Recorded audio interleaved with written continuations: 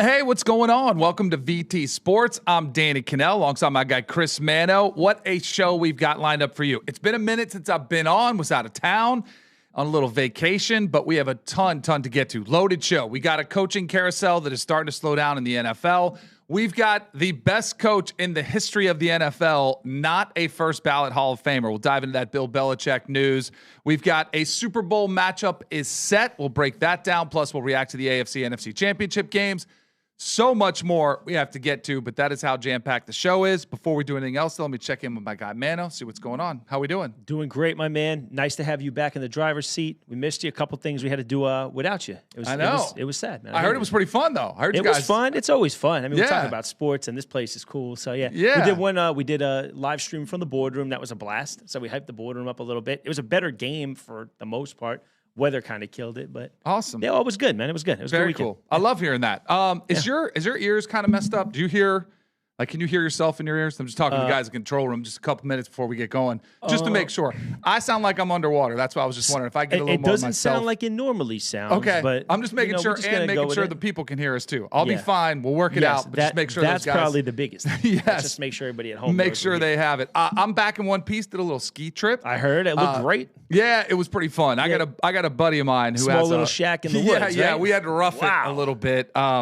It's 7 stories, one house, 7 stories. It's called a building, Danny. That's not a house. It's kind of like a hotel. It's like owning a hotel. Full basketball court, rock climbing wall, movie theater, ski in, ski out. It has its own gondola that actually comes to the house, picks you up and takes you to the top of the mountain just to you. What state? It's in Deer Valley, Utah. Oh, okay. Yeah. Oh, yeah, you're in the right spot. Yeah. So there was powder down there or what? No. What was crazy is this whole snowstorm is going across almost the entire country, and everybody's like having to get 2 feet of snow, and it's shut down everything. Utah doesn't. It's like their worst snowfall on record. It's one of the worst that we've seen. Like worst, you mean like minimal? Yes, minimal. So like us and them, the only people in the country not getting snow. Pretty much, yeah. So did you ski? Yeah, we were able to ski. So, but it just wasn't the type of skiing that, experts like. It was fine by me because it was a little bit warm. Yeah, I had to do a little walk and talk through the house. It was pretty cool. Yeah, and the weather was like that every day. Sunny. 35, 40 degrees out in the mountain. It was fantastic. A little guys trip. It was a ton of fun. So appreciate my buddy Dave Foreman. He's the one who owns the house, lets us stay there, and let us fly back private on the PJ. Not terrible digs, man. Not terrible at all. Although a lot of people pointed out, there was a lot of haters, said the TV setup is awful because, look, there's this huge, massive room, and then when you walk by, my buddies are watching TV, and there's like that TV over there.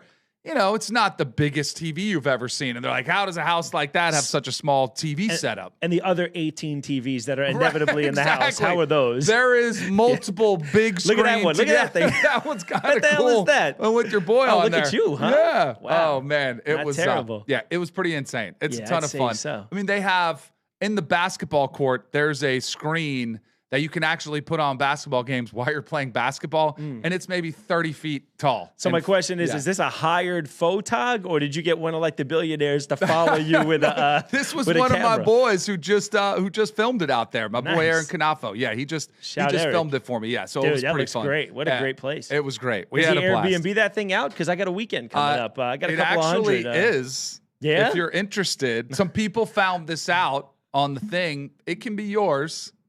For the small fee of $65,000 a night. Oh, you know what? So that goes, if you do the math, that is $500,000 for a week. Yeah, I don't shop in that aisle yet, Dan.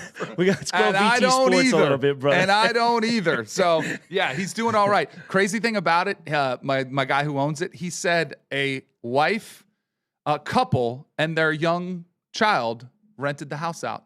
Just them two, just them three. Nice. It's kind of crazy. So it must be doing all right. Were they the Gateses or the Musks? Which ones? Yeah, exactly. The only thing I was bummed about is I really wanted to roll a strike when I was going through. But this was a one take. There was no cuts, and I did not. At least I didn't get a gutter ball. Yeah, I got 8, so that was pretty good. It's been worse. I had to stripe one down the middle on the golf course, on the golf simulator that was set up. So, yeah. This thing goes on and on. We don't want to bore everybody with the whole thing. You can go check it out on my Instagram at Danny Kanell. Or on MTV Cribs. Yeah, it was kind of like, like MTV Cribs. It was pretty fun.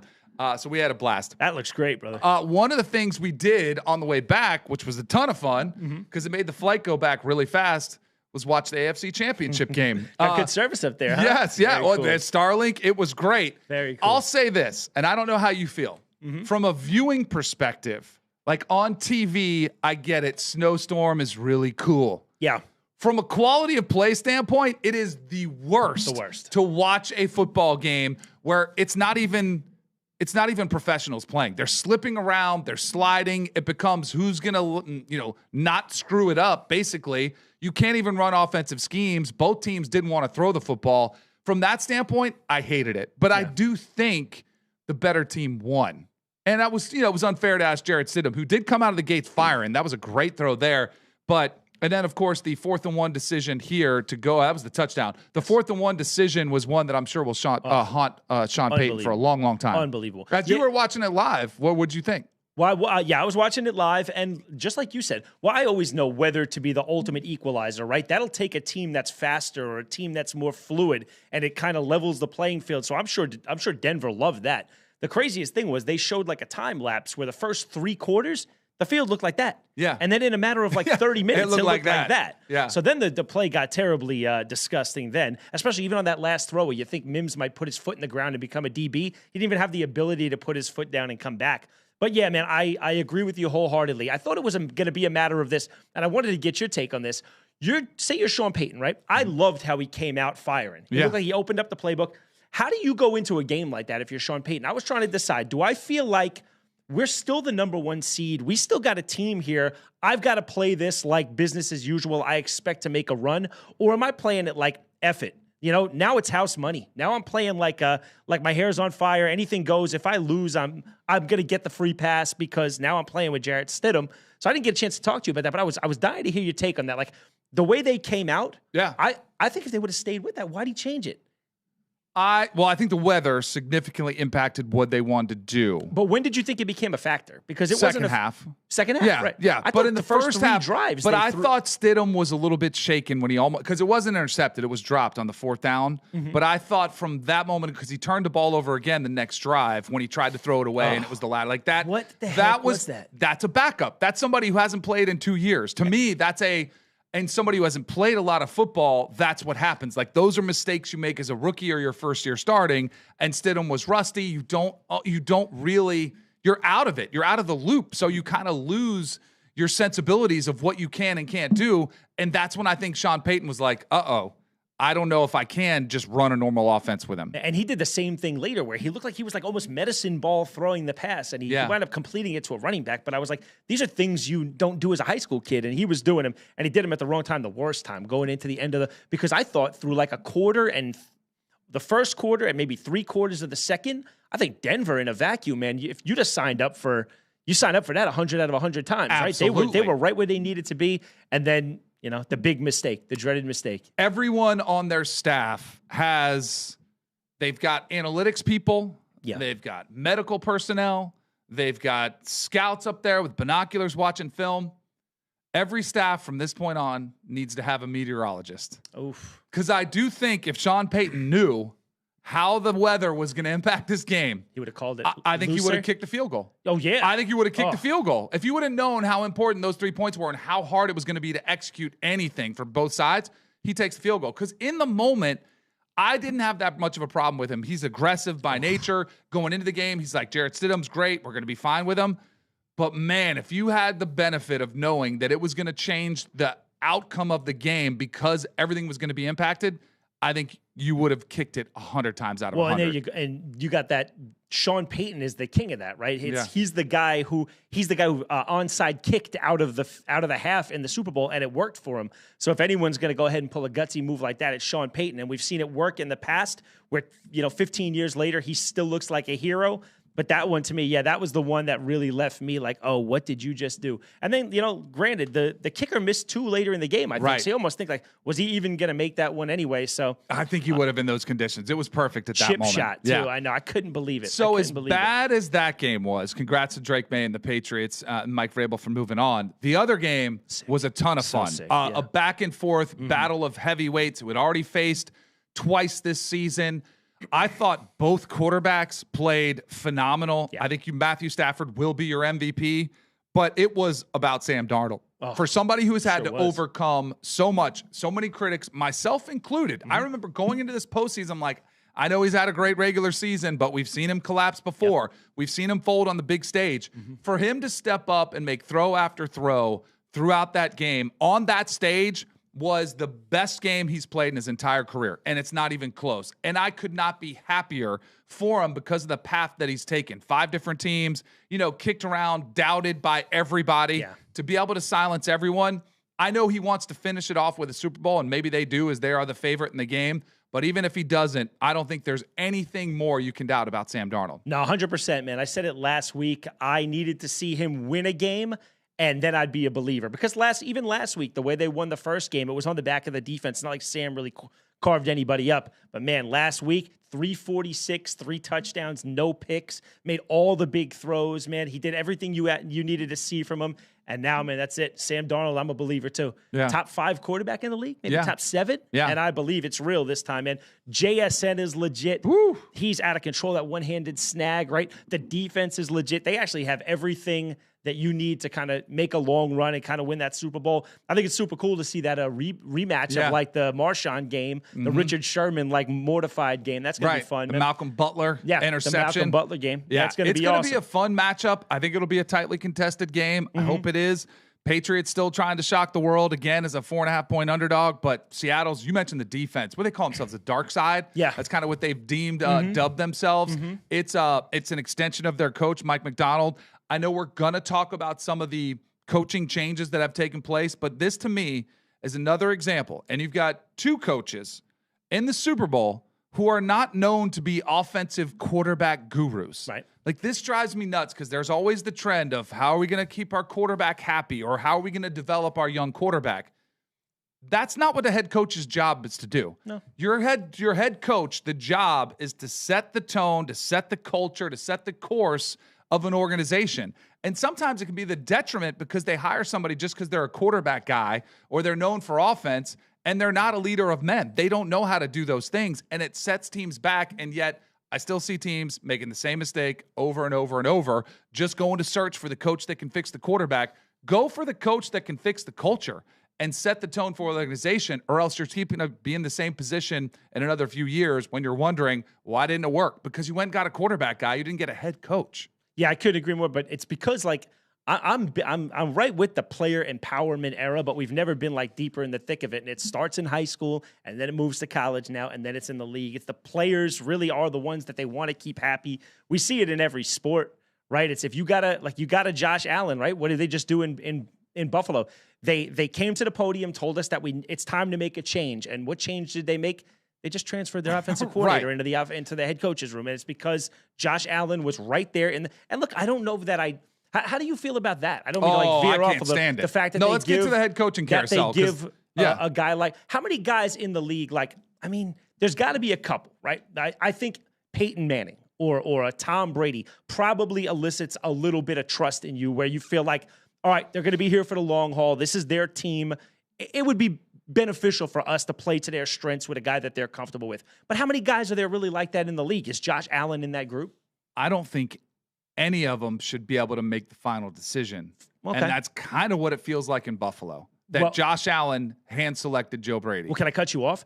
If it's not Josh Allen, you saw that fiasco press conference between Pagula and Bean. Right. Which one of those knuckleheads? You got Mo, Larry, and Curly up there. Which one do you believe can make the final decision? That's why I look at the Bills, and I think they might be stuck in purgatory at the same spot because they have plateaued with Sean McDermott and Josh Allen. And now they're trying to ask Joe Brady to take him over the hump, who is the definition of quarterback guy, offensive mind, who is really buddy-buddy with Josh Allen. But do you want somebody who's going to be best friends with your quarterback or somebody that's going to win you Super Bowls? Right. I go back to Bill Belichick and Tom Brady. Yeah, they were not buddy-buddy. In fact, there was a little bit of healthy, I think healthy, a lot of people would say dysfunctional. I think there was a healthy tension that was there when Belichick, got a little bit agitated. Brady was getting too much access with his trainer, and hey, we need to doubt you're just like everybody else, Tom. He would chew him out of practice just like he would everybody else.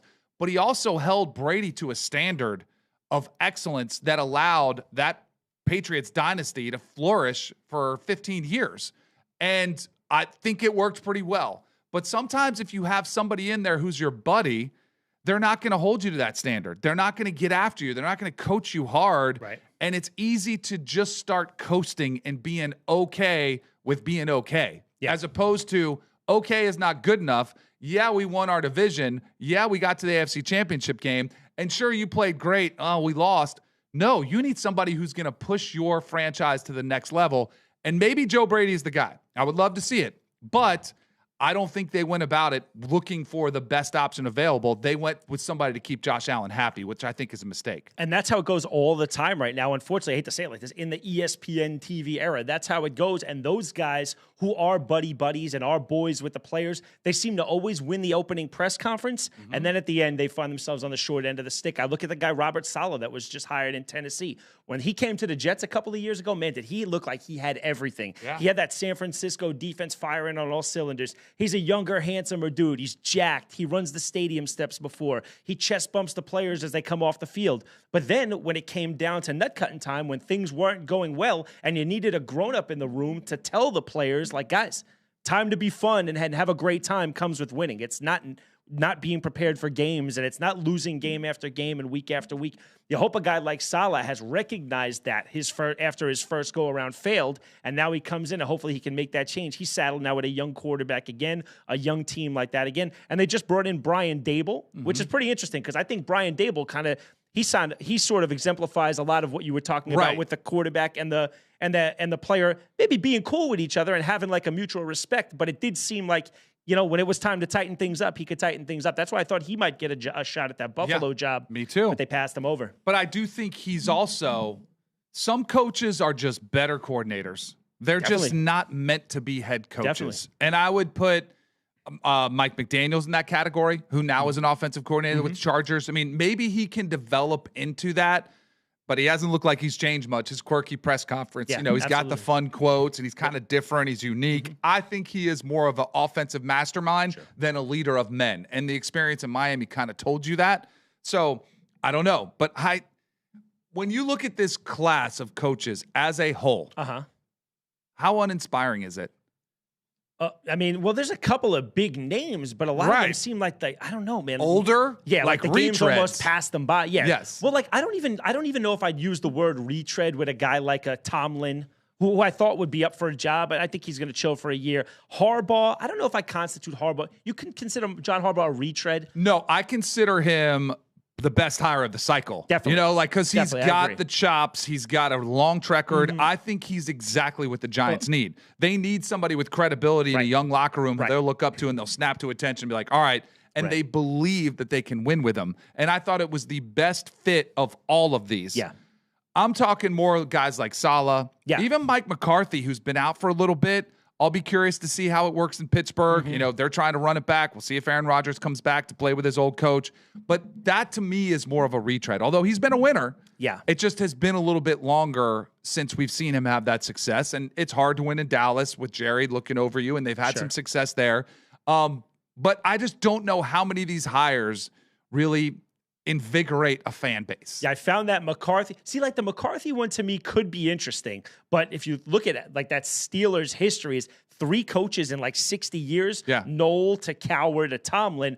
And if you remember back, I didn't realize until I read this that Tomlin was 52 when he left, and Cowher was like 51 when he left. Oh yeah, and now McCarthy comes in at 62. Right. So despite the fact that those first 2 guys were there for ages, it seemed like they really weren't old by the end, so it didn't seem like the game passed them by. Like they could still kind of relate to the players. Mike McCarthy's a whole different world now. 62, been out of the league for what, 2 years? Yeah. He hasn't coached in 2 years, and he didn't have much success in Dallas. It's going to be interesting to see, man. But again, a complete 360, that's different than they said in Buffalo. Like, you want to see a change, they brought in a different coach. We're going to see something completely different there and see what works for them over there. But pretty interesting. I mean, his press conference, the emotion she showed, like as a Pittsburgher, with that accent, I think it's a good fit. One of the least inspiring, and this one pains me to say, was Jeff Hafley to the Dolphins. Yeah. And I know Hafley. He was at Ohio State when I was covering college. Okay. I think Boston College, where he was a head coach in college, is one of the hardest jobs to win. Then he goes to Green Bay, has some success as a defensive coordinator there. You know what my philosophy is, or my belief that the Dolphins did? I don't know how it ever worked with you. I've been out of the game for a long time, but I know from my time, if you ever got heartbroken from a girl, or if you had a buddy who did, and maybe it was a really hard breakup, if you had a girl that was maybe a tall blonde, skinny, and it didn't work out, you went like the total opposite direction, like a shorter brunette who maybe was a little bit different personality. Like you went with one who was a spark plug, then you went with somebody who's a little more shy. You just go completely the opposite direction. Okay. That is what the Dolphins did. They went from the tall blonde, who's maybe a little bit airheady, and they went with the shorter brunette who maybe is a little bit smarter. That's what the Dolphins did with Jeff Hafley. Could not be more opposite of Mike McDaniel, fun guy who's going to give you some jokes. Hafley is all business, tightened up, intense, about as one of the intense coaches you could have. You went from offensive mind in McDaniel to a defensive mind in Hafley. I think they just went as far away from the Mike McDaniel experience as they possibly could. Well, I think the experience with Mike McDaniel was just it was the way that it happened. It's like the way he seemed to lose the locker room, the way it seemed like the players were kind of running the asylum. That's why I think going and bucking down with a tight, no nonsense, all business guy might have been the move there. I didn't really think I got that feel from a Sean McDermott, right? I never felt like Sean McDermott let the players run wild, or he didn't have their ear anymore, or they didn't play hard for him. Like I got the feel. So being able to, that going the same way there kind of makes sense. I think back to the girl thing. That's interesting. See, I have friends who would be like, okay, so I lost a tall blonde. I'm gonna make my old one jealous with another tall blonde. Right. One that kind of looks like her. Some teams that's might like have a type. We call that the Reggie Bush. Right. The Reggie Bush, yes. where he gets you might rid have of a one type that you like. I mean, typically I did like tall blondes. My wife is tall blonde, but every once in a while. But I do think some teams do that. They want the exact opposite. Like they tried the offensive mind, now they're going to shake it up with a defensive mind. I do think that's what a lot of teams do. Yeah, it makes a ton of sense. I mean, I want to get into the Belichick because incredible. There's a couple different angles I want to take on this. Yeah. And in this one, the take that I have on Bill Belichick before we get to his Hall of Fame ballot is I think if he doesn't coach at North Carolina, if he just did TV for another year, I think he's back on an NFL sideline.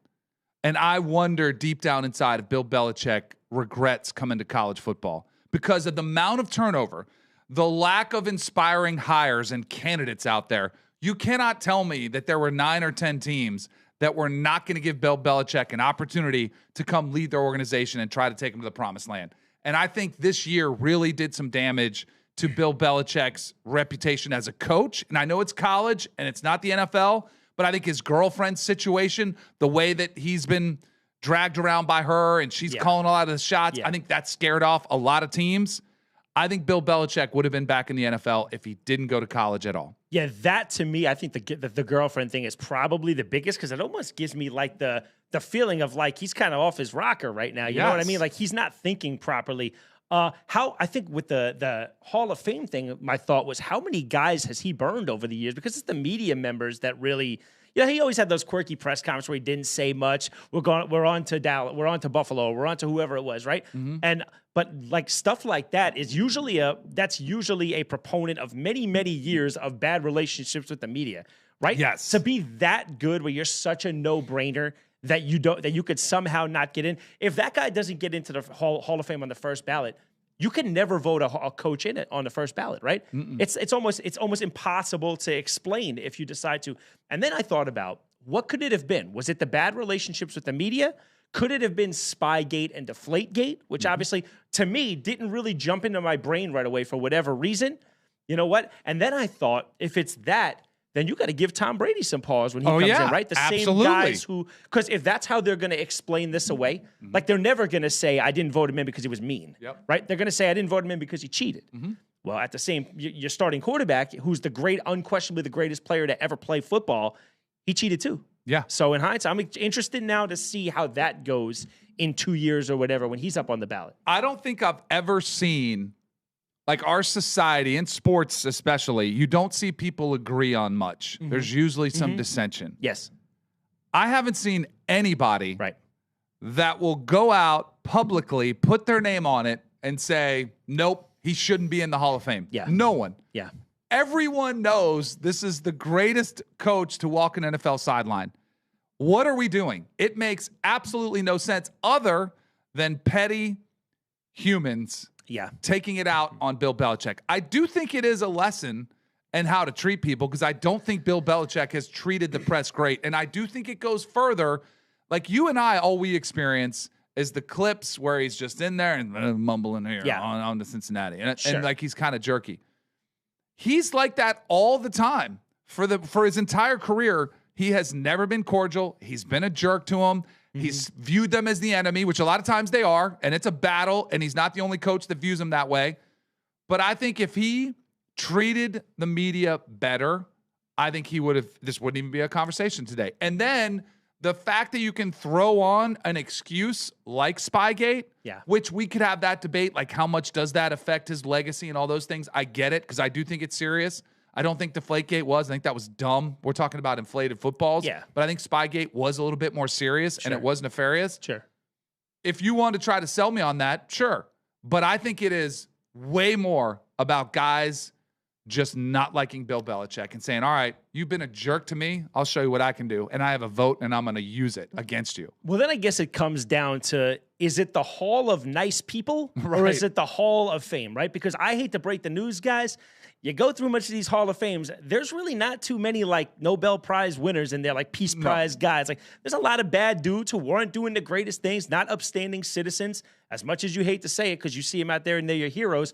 Unfortunately, a lot of guys aren't like that. If we're going to start using that as part of the reason we don't put the greatest of all time, I mean, he's unquestionably 6 rings as a head coach, 2 as a coordinator. Yeah. Right? It's not close. So for him to not get in, that means nobody gets in on. We just got to come to terms with no head coach is ever going to get in first ballot. I'm interested to see now how Andy Reid does down the road. Mike Shanahan's coming up. Yeah. Andy Reid's coming up. Like there's a couple that are coming up next year that they're going to have to be delayed now. Like that could be the impact, because Belichick's could, unless they screw him over again. Like there's no chance. This is just a statement, right? This is just a 1-year story. You never know, though. Well, how much of a statement do they want to make? Well, you know who they got with that a bunch of years ago was Terrell Owens, who unquestionably on field is a first ballot Hall of Famer, but they deemed him a coach killer. They deemed him a locker room killer, and they deemed him a team killer. And they made him wait. Did they make him wait 2 years? Did he not get in for 2 and got in on his 3rd? I think so. Unbelievable. Yeah. Like for a guy like Terrell Owens with absurd talent like that. But guys, that's where the human element always comes into it. And we talk about it a lot. We've talked about robot umpires, and we've talked about stuff like that. I think when you leave the human element, in the equation, you're always prone to have emotional people who, but look, that's the way it's going to be. I think there's some similarities. Barry Bonds, of course, was one of the most hated guys by the media, and I think they have used him as an example, and they've got an excuse with the PED use, and they can do it, and they can hold that over him for the rest of the time, potentially. I think that has something to do with it. I played for a coach that was the exact opposite of Bill Belichick. Bobby Bowden was the nicest, friendliest person you could ever. And I think it's just a lesson on how to treat people. If you're nice to people, they'll be nice in return. And guess what? They might be less likely to run you off if you're struggling. Right. It's harder for them to write that scathing article of how hard it is and what we've got to make a change. And Coach Bowden probably got extra time on the back end of his career when Florida State was struggling, because he was such a nice human being.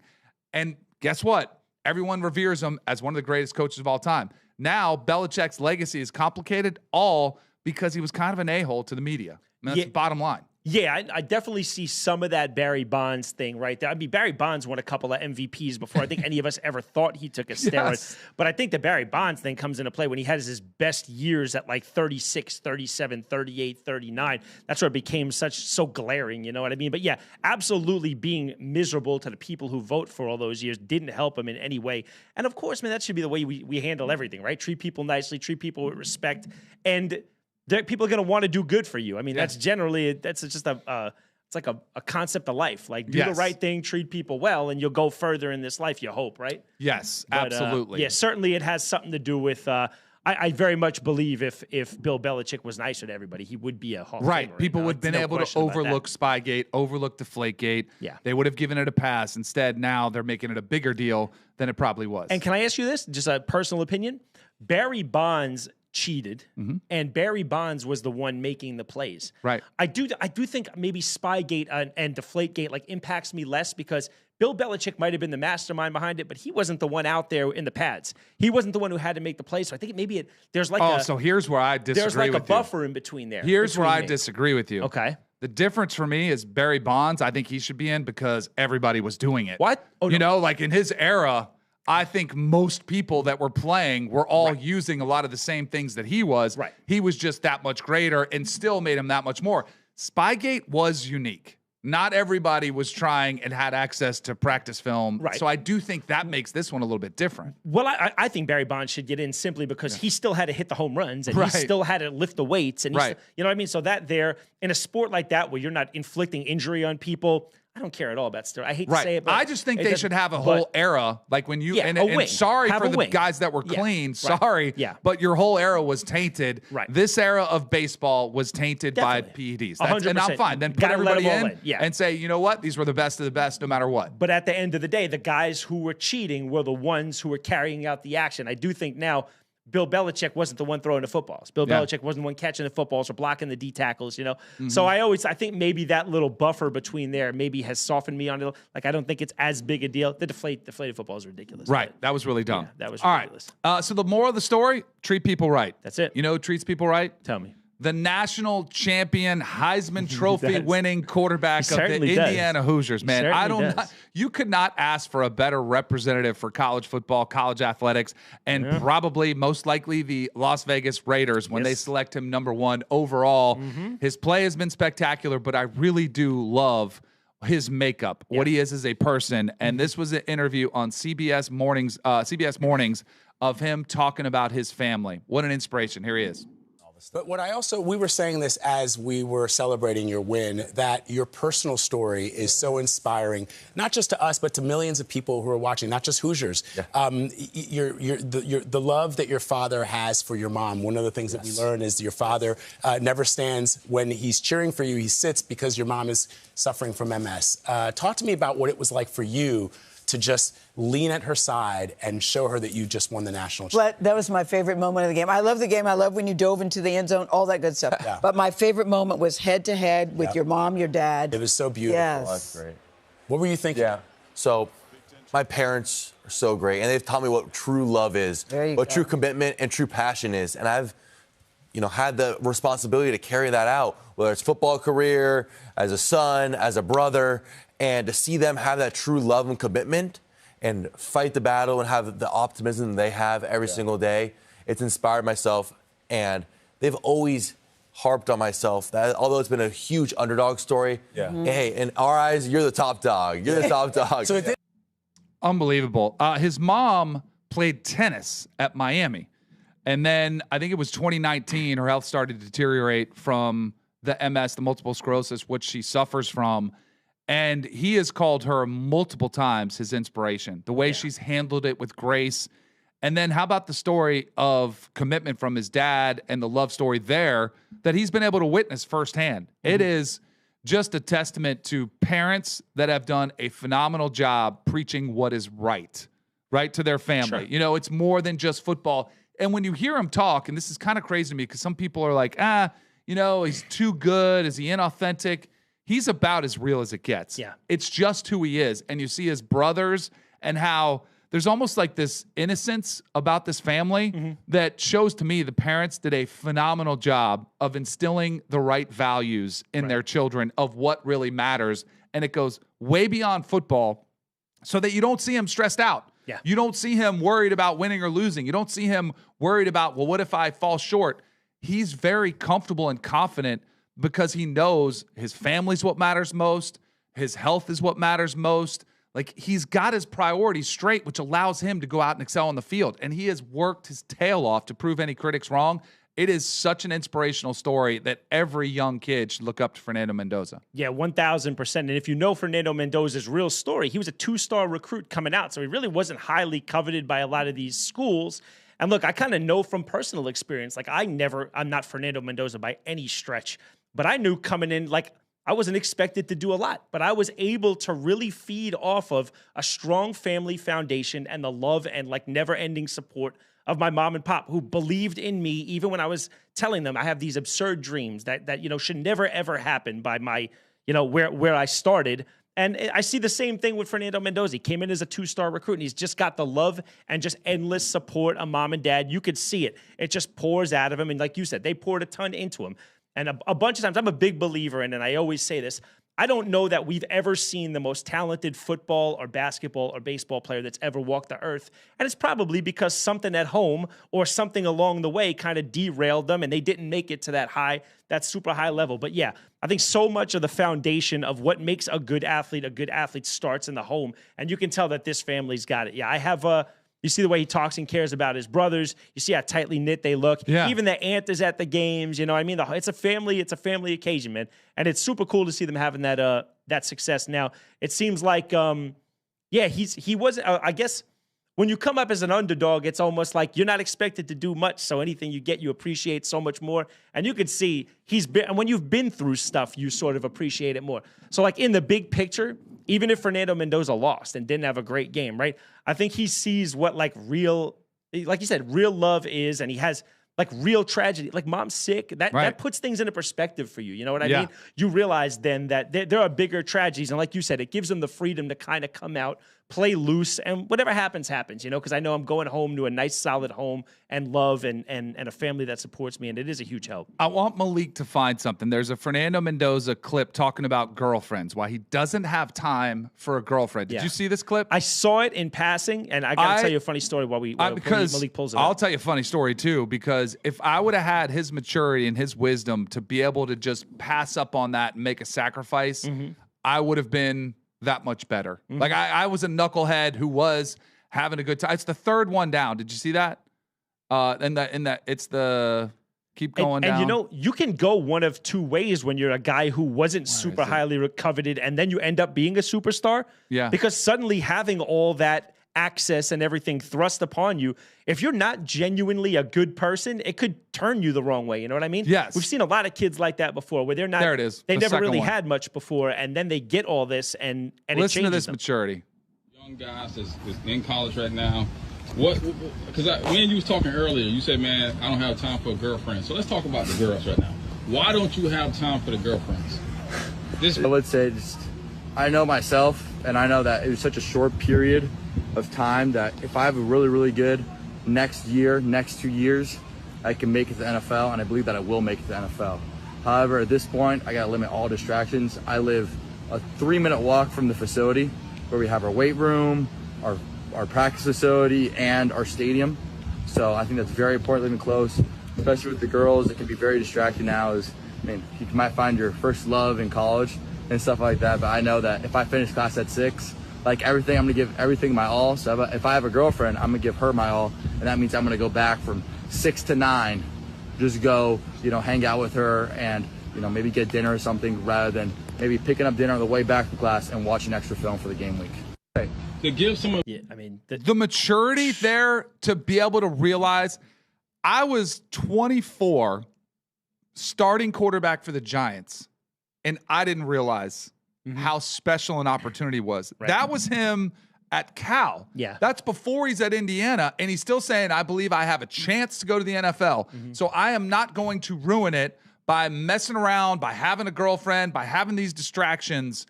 That is the 1% mindset. There are not a lot of people who think like that. And I think that's a direct result of his background, the family aspect, them preaching priorities, but also him having that chip on his shoulder. Like, I need to go the extra distance. I don't have time for those distractions, where I was somebody who had everything given to me. I was a 5-star All-American. Like, I had offers all over the place. It just came easy. I didn't learn the lesson of how finite and how small this opportunity was until it was too late. It was too late in my career to come back. I wish, it's one of my big regrets, I wish I had taken that approach either when I was in college as starting quarterback at Florida State, when I was a starting quarterback for the New York Giants, because I do think it would have impacted my success on the field. Again, I was immature. I didn't realize that window, how small it is. You think it's going to last forever because it's been there your whole life, And then the next thing you know, it's gone, and you're like, oh, I should have made some better decisions. Yeah, the maturity and self-awareness are off the charts right there. You know what I mean? As athletes, I think a lot of people don't realize how selfish we are and how selfish we have to be to sort of get to the level of a Fernando Mendoza. And it's few and far between the guys who are able to, there's a couple of them. We think of the guys who don't work hard but coast on athletic ability, and they get to the highest highs, but at some point they usually fizzle out.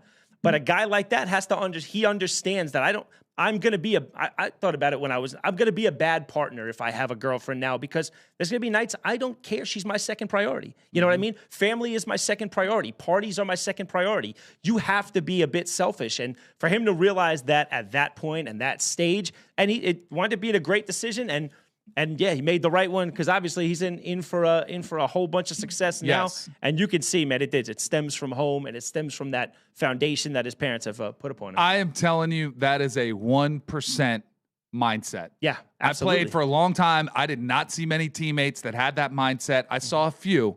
That is the 1% mindset, which is incredible at his age to have that. And that mindset doesn't always come with the talent. Right. A lot of the kids like that, like myself. Right. I had the mindset, but I wasn't 6'4". Right. And I didn't have the ability to kind of to match the mindset with the ability on the field. Right. So when you see it from a guy like that, man, it's just, get out of the way, because the heights are limitless, you know? Get out of the way is right. Let's get...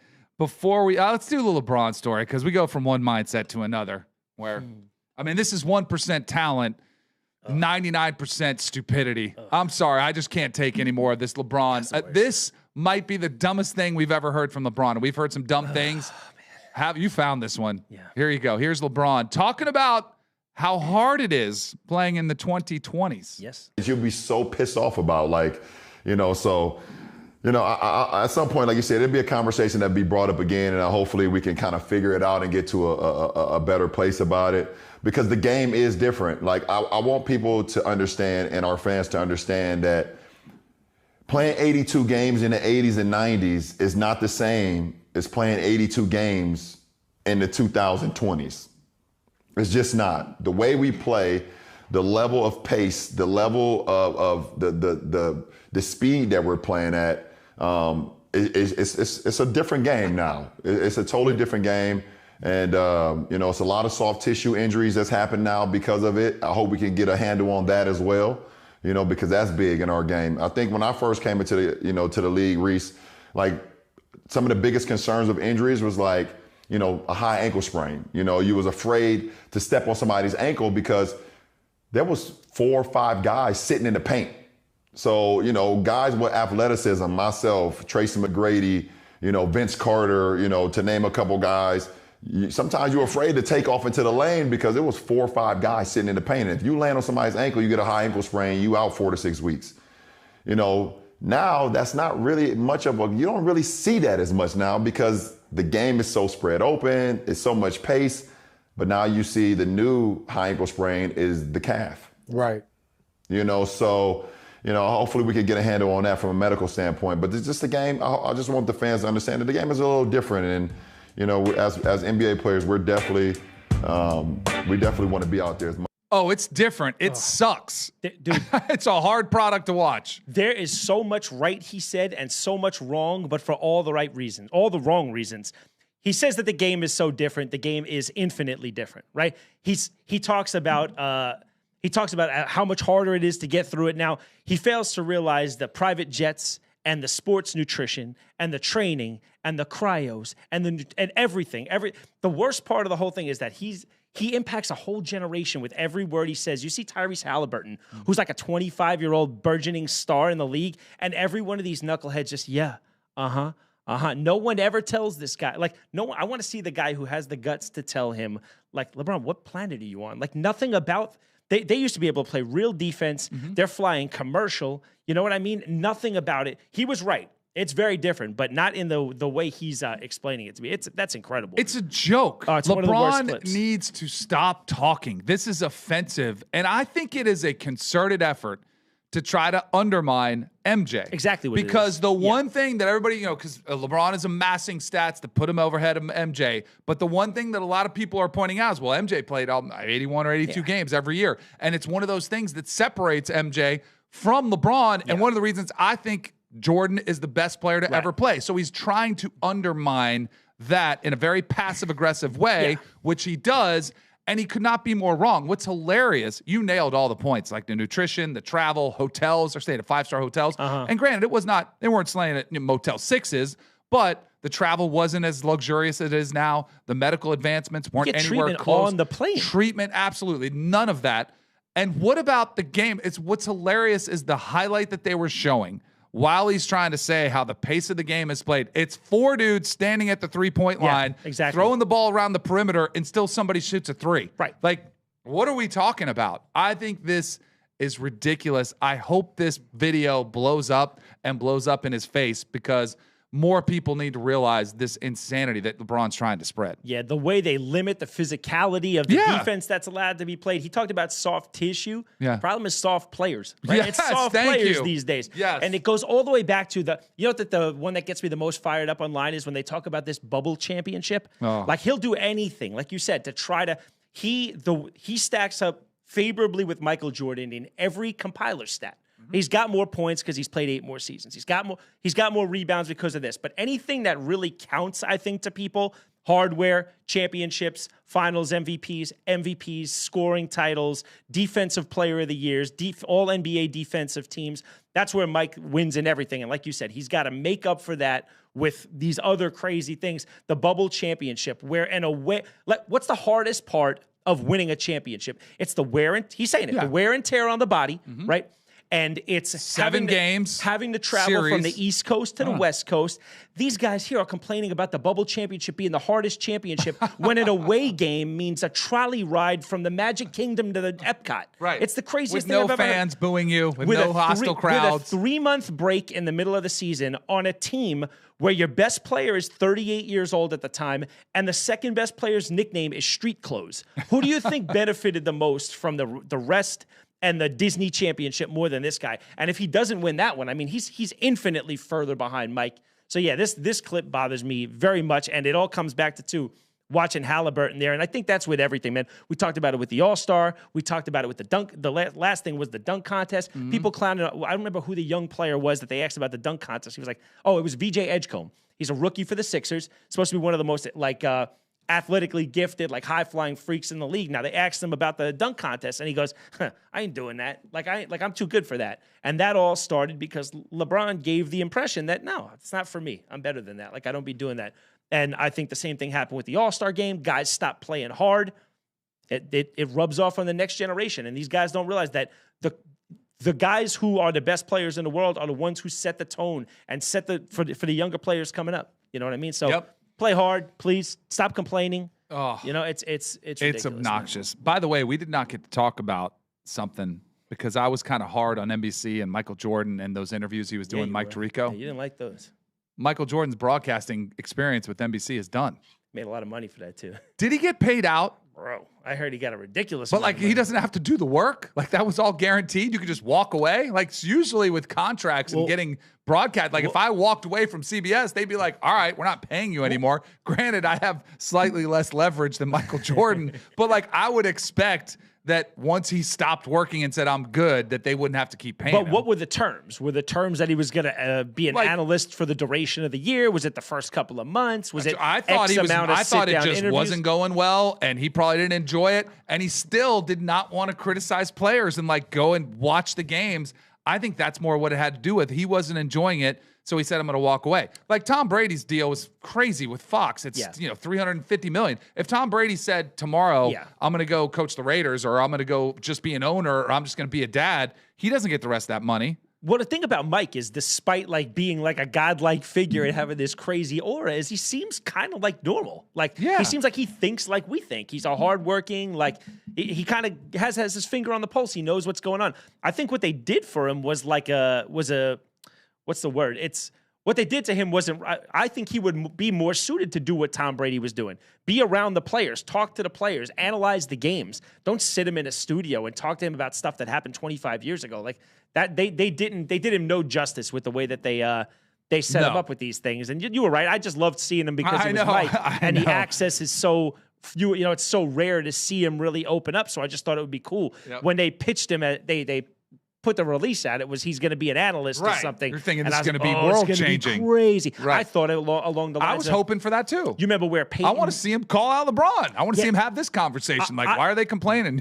Well, that would be amazing. Just react to everything LeBron says. How funny would that be? Right. But I like the idea, like what Daniel Cormier does with UFC and what Peyton Manning was doing, where they break down... Like they slow down these things, they break them down. Michael Jordan would have been magic, like Kobe did, right? Yeah, yeah. Would have been awesome. It sucks, man. Is it definitely done? They said it's over. I haven't so. seen it. I thought I had heard that, but he has been missing for a while. So we'll see if maybe we can get a little bit more from MJ. Yeah. All right, let's get some.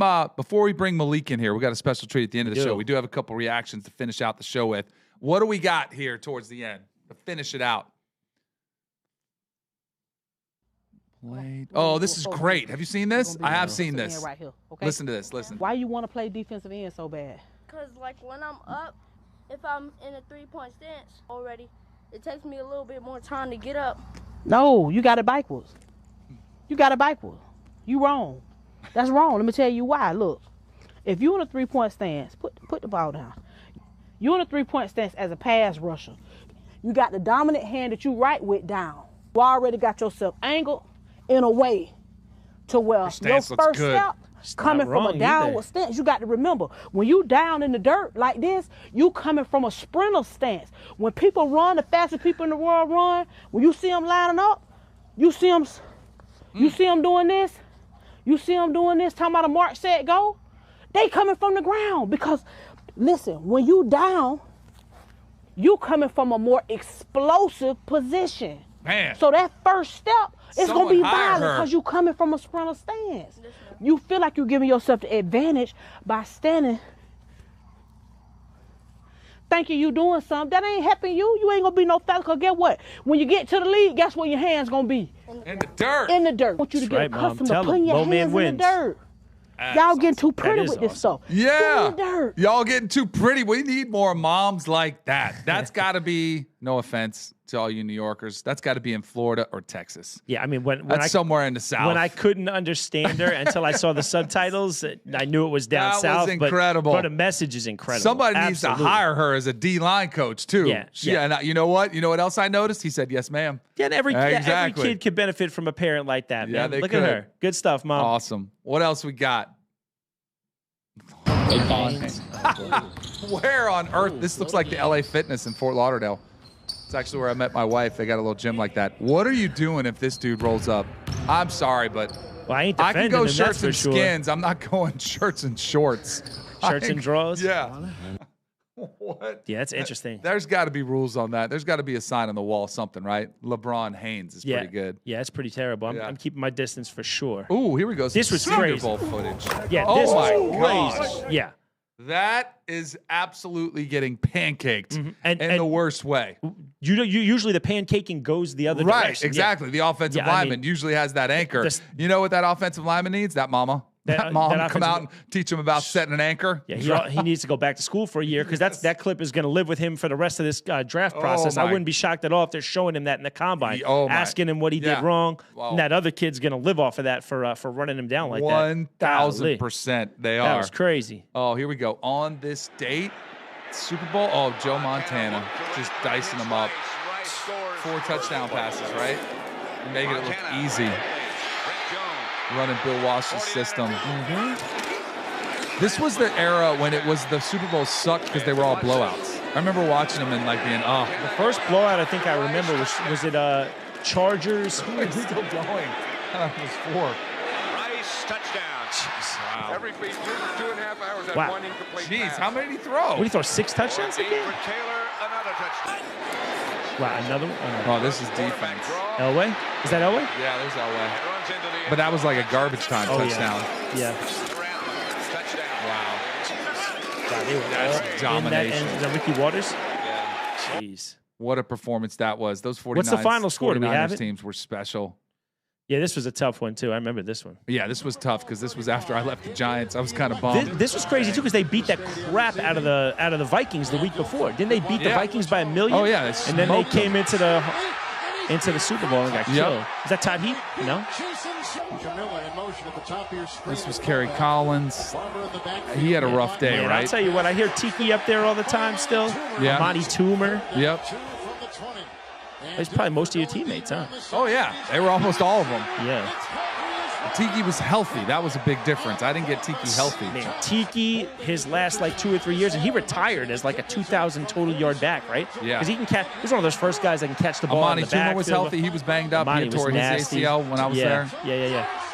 And I was trying to see Dilfer's stats that year when they won the Super, because that defense was that was so one of nasty. 3 or 4 teams where it was let the defense carry you. It was that one. It was the Derek Brooks, Warren Sapp Bucks, right? Those were the teams that Trent Dilfer, 12 touchdowns, 11 interceptions. So by today's standards, we missed this Pro Bowler. Yes, exactly. Put him in the Pro Bowl. By today's standards, absolutely. Pro Bowler. Those were very Danny Kanell-like stats. That's, I think, was about the exact same stats I had with the Giants when we actually won the playoffs. That was a little bit different back then, the style of the game. What do we got? Oh, look at that. They're watching the game while they're driving. What is that? Just an automated... Well, I'm trying to figure out who's driving. Well, it's probably like a Tesla or something with autopilot, I would guess. Yeah, that's what we can look forward to. I trust those. All right, Malik, get in here. What do we got? I think we got a little surprise. Are we doing a little card? So my understanding is in this building somewhere is one of these special Topps World Series packs that was released by Topps, where everybody is searching for the one of one. It's Yamamoto, Ohtani, and Roki Sasaki. Okay. Now, it hasn't been pulled yet, as my understanding, so check that out to Topps now. So that's fresh. This is brought to you by our boy Deli, who obviously, he and I are big card fiends. My whole desk drawer is full of them. And yeah, I think one person is going to pull this this Ohtani, Roki Sasaki, Yoshinobu Yamamoto one of one. Guys, I hate to break it to you. Chances are it's probably not going to be us, but if it is, we're going viral. So that's sealed? This is... Well, we ripped the plastic so that we can... But just so inside here is sealed. That is So sealed. we don't know what's in here yet. All right. So this is a special pack that was brought out right after the Dodgers won the World Series. Okay. It would be absurd to... And I was telling Deli, who purchased this pack, I was telling Deli that possession is 9/10 of the law. Yeah. So if it does come out... That's right. Who owns it? If it does come out... What's that one on top? Well, there's the great Ohtani. Obviously, Ohtani's out. There's Mookie Betts, who has been, all-world at multiple positions. Everybody knows Mook. Yep. Teoscar Hernandez. Yep. There's Blake Snell, who's won who's won multiple Cy Youngs now, I think. Yep. And he was like a throw-in. So there's the 4th all-world player. There's Freddie Freeman. God, look at this roster as you go through this. How ridiculous is this roster? Will Smith. Tyler Glass now, young killer. There's Tommy Edman. Max Muncy's another young one. Will be around forever. Yep. There's Yamamoto. That's another product of Japan who came here in that recent. That's not the one we're looking for? No. The one we're looking for, I don't expect to see him. It's hard, I really want to get some viral moment that would be here. crazy. Will Klein, Kike Hernandez. There's the great Clayton Kershaw. Congratulations on your retirement. He's going to go play for Team USA. I saw that. That's pretty cool. In the World Baseball Classic. That'll be the last thing he does. Yep. There's a Roki Sasaki rookie, so Deli, keep that one tight. That one's going to be worth it. Yeah, it's a nasty one. There's the Dodgers champions. And we got our second Freddie Freeman. Oh, so, guys, this wasn't the one of one. Oh. Wasn't the one of one. It's still out there. I'm going to go buy one. It's still out there, but I'm going to go look for it. ladies and gentlemen, that could be a good way to finish out the show every time. Just open a pack? Yeah. I'll tell you, I love it, man. It's going to get expensive. I got it. It's a sickness for me. All right, I'll go buy some. Right, I'm going to do it for the next show. All right, let's do it. All right, that's a wrap for us. We appreciate you guys listening. Like, subscribe to the channel. Leave us those comments. We'll get back to you on there. Give us both a follow on social at Danny Kanell. At Manno Steel on Instagram, like Danny said. And guys, FLB.com is the new VT merch. Jump on there. Get yourself some VT merch. It's sick. There you go. Thank you, guys. See you next time.